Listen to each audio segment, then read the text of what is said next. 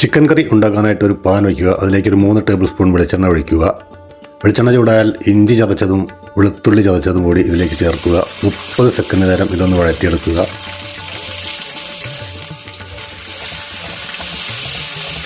അതിനുശേഷം 2 സവാള ചെറുതായിട്ട് അരിഞ്ഞത് നമുക്കിതിലേക്ക് ഇട്ട് കൊടുക്കാം.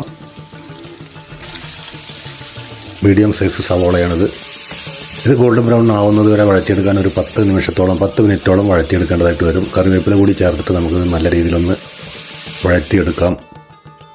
ഇപ്പോൾ ഏകദേശം ഗോൾഡൻ ബ്രൗൺ ആയി വന്നുകൊണ്ടിരിക്കുന്നു. ഗോൾഡൻ ബ്രൗൺ ആയതിനു ശേഷം നമുക്കിതിലേക്ക് ചേർക്കാനുള്ളത് മസാലപ്പൊടികളാണ്.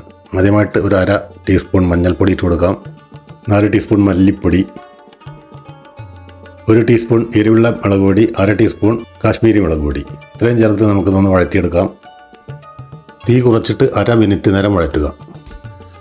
അതിനുശേഷം നമുക്കൊരു 1/2 ടീസ്പൂൺ ഗരം മസാല, 1 ടീസ്പൂൺ പെരുംജീരകത്തിൻ്റെ പൊടി വറുത്ത് പൊടിച്ചത്, ഇത്രയും ചേർത്തിട്ട് ഒരു 10 സെക്കൻഡ് കൂടി വഴറ്റിയെടുക്കുക. ഇനി ഇതിലേക്ക് ഒരു 2 തക്കാളി പേസ്റ്റ് രൂപത്തിൽ അരച്ച് വെച്ചത് ഒഴിച്ചു കൊടുക്കാം. പേസ്റ്റ് രൂപത്തിലുള്ളത് നല്ല ഡ്രൈ ആവുന്നത് വരെ വഴറ്റിയെടുക്കേണ്ടതുണ്ട്. ആവശ്യത്തിനുള്ള ഉപ്പ് കൂടി ഇട്ട് കൊടുത്തിട്ട് നമ്മുടെ പേസ്റ്റ് രൂപത്തിലുള്ള തക്കാളിയെ നമുക്കൊന്ന് ഡ്രൈ ആക്കിയെടുക്കാം. എണ്ണ തെളിഞ്ഞ് വരുന്നത് വരെ വഴറ്റിയെടുക്കണം. 5-6 മിനിറ്റ് വഴറ്റേണ്ടി വരും. അപ്പോൾ നമ്മുടെ തക്കാളി പേസ്റ്റ് എല്ലാം നല്ല ഡ്രൈ ആയിട്ട് വന്നിട്ടുണ്ട്. ഇതിലേക്ക് നമുക്ക് ചിക്കൻ ഇട്ട് കൊടുക്കാം. 1 കിലോ ചിക്കനാണിത്.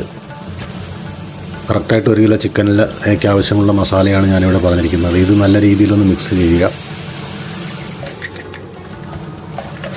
അതിനുശേഷം ഇത് വേവാൻ ആവശ്യത്തിനുള്ള വെള്ളം, ചുടുവെള്ളം ആണ് ഞാൻ ഒഴിച്ചു കൊടുക്കുന്നത്. അത് കൊടുത്തതിന് ശേഷം നമുക്കിതൊന്ന് അടച്ചു വയ്ക്കാം. അടച്ചു വെച്ചിട്ട് ഒരു 20 മിനിറ്റ് നേരം നമുക്കിതൊന്ന് വേവിച്ചെടുക്കേണ്ടതുണ്ട്. അതിലിടയ്ക്ക് വേണമെങ്കിൽ ഒന്ന് തുറന്ന് നോക്കി ഇളക്കി കൊടുക്കുന്നത് നന്നായിരിക്കും. അങ്ങനെ 20 മിനിറ്റിന് ശേഷം നമുക്ക് തുറന്നു നോക്കിയാൽ ചിക്കൻ കറി നല്ല കറക്റ്റ് ഗ്രേവിയോട് കൂടിയിട്ട് അതീവ രുചികരമായിട്ടുള്ള ചിക്കൻ കറി ഇവിടെ നിങ്ങൾക്ക് കാണാവുന്നതാണ്. ഇനി ഇതിലേക്ക് സ്പെഷ്യലായിട്ട് ഒരു 1/2 മുറി നാളികേരത്തിൻ്റെ പാലാണ് ഞാനിവിടെ ഒഴിക്കുന്നത്. ഇത്രയും ഒഴിച്ചതിന് ശേഷം വീണ്ടും അടച്ചു വയ്ക്കുക. ഒരു തിള വരുന്നത് വരെ വീണ്ടും ഒന്ന് വേവിച്ചെടുക്കുക. അതിനുശേഷം തുറന്നു കഴിഞ്ഞാൽ നമ്മുടെ ചിക്കൻ കറി റെഡിയായി. ഓഫ് ചെയ്തിട്ട് നമുക്ക് കറിവേപ്പില ഇട്ട് കൊടുക്കാം. 1/2 മണിക്കൂർ അടച്ചു വെച്ചതിന് ശേഷം സെർവ് ചെയ്യാം. പൊറോട്ട, ചപ്പാത്തി ഇത്യാദി വിഭവങ്ങളിലേക്കെല്ലാം അതീവ രുചികരമായിട്ടുള്ളൊരു കോമ്പിനേഷനാണ്. അപ്പോൾ തീർച്ചയായിട്ടും വീഡിയോ ഇഷ്ടപ്പെട്ടാൽ ലൈക്ക്, കമൻറ്റ്, ഷെയർ എല്ലാം ചെയ്യുക. ആദ്യമായിട്ട് കാണുന്നവർ സബ്സ്ക്രൈബ് ചെയ്യുക.